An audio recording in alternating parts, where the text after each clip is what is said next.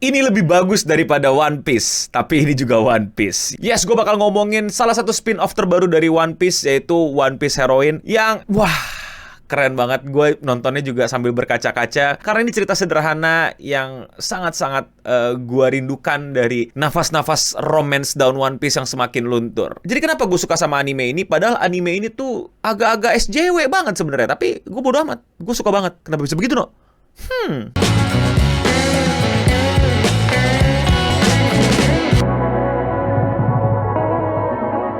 One Piece Heroines adalah spin-off dari One Piece dari Toei yang disutradarai sama Haruka Kamatani. Tidak kalah keren dari director favorit gue, Megumi Ishitani. Haruka Sensei ini track recordnya gila-gilaan banget. Dia episode director di The First Slam Dunk, Princess Precure, dan anime-anime bernuansa shoujo atau keperempuanan. Dan menurut gue One Piece Heroine ini sangat cocok didirect sama beliau karena memang temanya sangat keperempuanan. Jadi ceritanya tentang Nami dan Robin yang tiba-tiba mesti banget nyelamatin perhiasan-perhiasan mereka yang dicuri. Premis yang sepele tapi menurut gua sangat luar biasa dikemas untuk mengangkat kisah-kisah keperempuanan yang luar biasa alias heroin. Kenapa bisa begitu? Jadi ceritanya kocak banget lah. Jadi ceritanya Thousand Sunny kemalingan tuh ya. Terus Nami dan Robin pengen berduaan menyelamatkan atau mengembalikan harta-harta mereka. Tapi jalurnya tuh agak aneh karena awalnya itu adalah Nami yang pengen nge-refund sepatu haknya karena menurut dia nggak asik dipakai bertarung. Dan habis itu ternyata cerita berpusat kepada sepatu haknya dan pembuat sepatu haknya. Cerita antar perempuan yang udah lama banget gak gue rasain dan mengena di gue. By the way, ini anime 30 menit doang sama kayak Fun Leather. Jadi gue saranin lu pada buruan nonton dan menarik banget loh untuk lu lihat spin-off One Piece yang menurut gue jauh lebih indah dan lebih well written. Seriusan, gue akan ngomong sekali lagi, well written daripada episode-episode One Piece yang akan datang atau yang udah datang. Secara visual bener-bener mirip kayak Fun Leather, gambarnya lebih lebih apa sih penjelasannya, lebih lonjong gitu loh. Jadi garis-garisnya tuh lonjong, nggak tegas, lebih menunjukkan sisi feminim daripada sisi-sisi tegas kelaki-lakian, kotak dan tekung-tekung sudut-sudutan. Yes, itu ada ilmunya, gue sempet pelajarin dikit-dikit lah. Warnanya lebih pastel kalau bisa gue bilang, rather than warna-warna yang terlalu menunjukkan merah banget, biru banget gitu. Serba muda gitu, warna-warna muda lah. Dengan penganimasian yang menurut gue nggak level dewa, nggak level yang wonjeng gitu, nggak level yang sangat megah dan gimana-gimana. Level yang cukup sederhana aja, tapi menurut gue cukup untuk menggambarkan story yang emang pengen di-deliver sama orang-orang yang membuatnya. Ini cerita sebenarnya SJW banget lah, bahasa kasarnya gitu loh. Kalau ini ditaruh di Twitter, pasti orang-orang bakal bilang SJW, agenda, dan lain-lain lah. Gua nggak terlalu bisa menggunakan kata-kata lain biar kalian cepat paham gitu ya. Tapi gue tahu gitu ada penyebutan yang lebih oke gitu ya, progresif. Tapi ya udahlah, lu telan aja dulu ya biar cepat penjelasannya. Tapi gue suka banget. Gue bener-bener nikmatin banget. Bahkan gue juga ikut bisa merasakan emosinya yang sungguh luar biasa. Gue hampir nangis juga, hampir berkaca-kaca juga. Padahal ini anime buat cewek, ini sangat-sangat shoujo, sangat-sangat ngomongin dan menceritakan tentang keperempuanan dalam wadah keluhuran perempuan.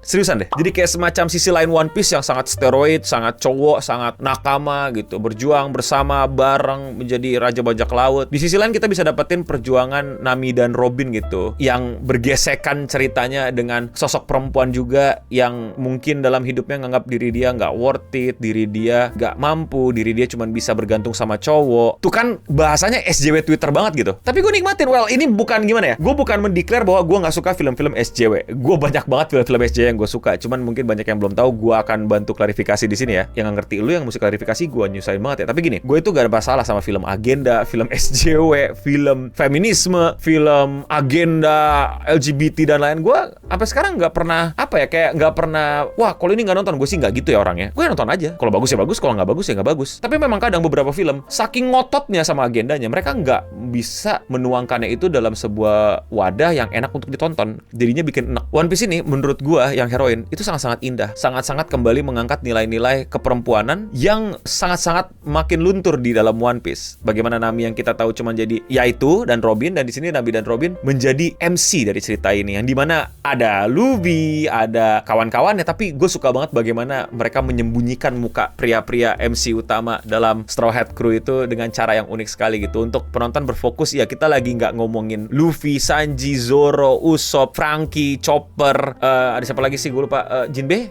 terus siapa lagi, gue lupa, pokoknya gitulah, apa dulu lengkap, wait, ya kayak udah lengkap. Jadi kalau kalian sadar muka mereka nggak dilihatkan sama sekali, itu adalah simbolisasi yang menurut gue cakep banget untuk bilang kita fokus sekarang ke perempuan-perempuan ini. Ih, indah banget menurut gue. Hah? Biji lu kenapa no? Sayangnya untuk tahu jawabannya kalian harus jadi membership dulu di channel ini, Singham Galileo. Kalian bisa dapetin badge emoji namanya keluar di akhir video, dan kalian bisa nontonin video-video eksklusif gue yang kadang ngomongin kehidupan, kadang juga ngomongin sesuatu yang sulit untuk gue bahas secara bebas. Dan kalian juga bisa nonton live streaming gue yang belum sempet kalian tonton. Dengan menjadi Singham Galileo, kalian sangat-sangat mensupport channel ini untuk terus upload. Belum bisa juga? Ya nggak apa-apa, nonton aja pun juga udah support. Thank you buat udah support gue selama ini, dan thank you banget udah jadi member terutama Singham Galileo. Now back to the video. Nah ini udah mulai spoiler nih ya, siap-siap lo ya. Gue jarang-jarang nih banyak ngasih spoiler nih. Ya terus abis itu simbolisasi tentang pembuat sepatunya yang menurut gue itu indah banget penggambarannya, cepet, instan. Sumpah ini pacingnya sangat sangat tidak One Piece ya. Kalau kalian nontonin One Piece, pacingnya di sini padat, cukup, jelas, gak bertele-tele, dar-der-dor. Bagaimana sejarah mereka, nggak usah tiba-tiba kita butuh 3 episode ngelihat sejarah si pembuat sepatu. Cukup dengan beberapa detik ngeliatin bagaimana dia berpartner dengan partner cowoknya sekarang, tapi sekarang cowoknya berubah. Bagaimana simbolisasi ketika cowoknya itu menguasai ruangan tuh kayak, framingnya itu kayak cowoknya di pojokan banget, kayak ngenekan gitu sampai ceweknya hilang. Itu menurut gua bahasa directing yang luar biasa. Ketika dia ketemu Nami dan dia menemukan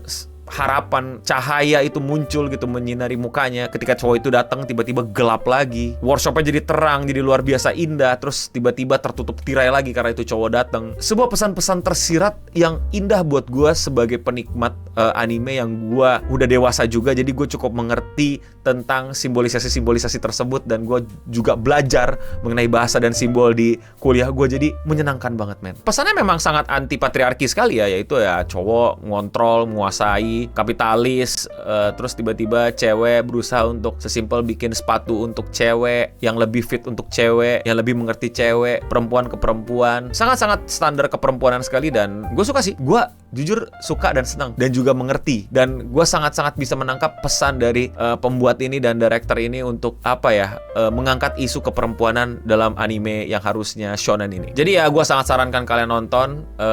Kalau kalian cewek suka One Piece, gue rasa ini adalah kado spesial. Serius, gua ngebayangin ini, aduh gue pengen nangis. Adalah kado spesial dari staff-staff di belakang One Piece untuk para perempuan, para wibu yang suka One Piece tapi melihat Nami, melihat Robin, dan pengen dapetin mereka screen time lebih, pengen dapetin petualangan mereka berdua, pengen dapetin kisah persahabatan antar perempuan ini dan bagaimana para perempuan ini melakukan problem solving masalah-masalah mereka. Lu akan seneng banget sih. Tapi kalau menurut kalian udah nonton bagaimana? Komen di bawah. Wah, gue yakin fans One Piece gak suka sih. Kalau lo fans One Piece yang karatan otaknya yang cuman pokoknya gear 5 lo gak bakal apa ini? Apa ini? Pasti gitu deh. Komentar ini datang dari video gue nge-review Supergirl.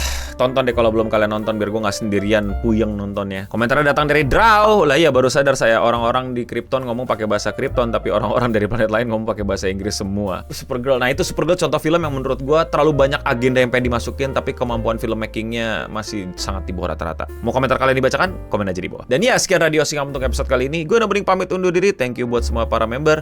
Bukti kalau kalian nonton sampai habis adalah sebutkan karakter favorit kalian di Bleach, oke? Jangan bukti nonton sampai habis tik 2, nggak usah, langsung sebut aja di bawah gitu loh. Ya Ichigo selesai gitu. Dan untuk kita semua, stay clean and sound.